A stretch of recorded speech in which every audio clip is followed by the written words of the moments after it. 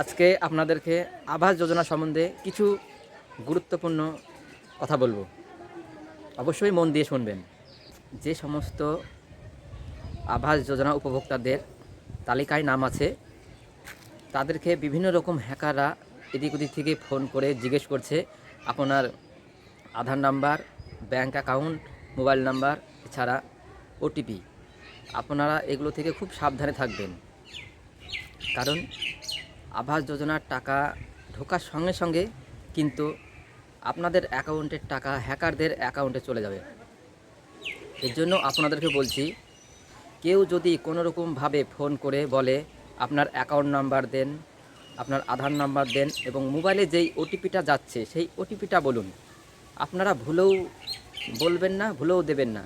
কেননা কোনো bank manager কিংবা কোনো গভর্নমেন্টের কর্মচারীবৃন্দরা কোনো সময় ডকুমেন্ট ফোন করে চায় না, বলে যে আপনারা ব্যাংকে যোগাযোগ করুন কিংবা অফিসে যোগাযোগ করুন।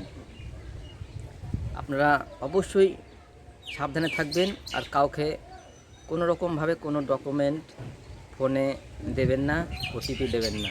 যদি কোনো কাগজপত্র প্রয়োজন হয়, তাহলে আপনাদের গ্রামে পাড়ায় যিনারা দায়িত্বে আছেন, অবশ্যই তাদের মাধ্যম দিয়ে আপনাদের কাছে সংবাদ পৌঁছে যাবে কোন কোন কাগজ লাগবে, কী কী প্রয়োজন।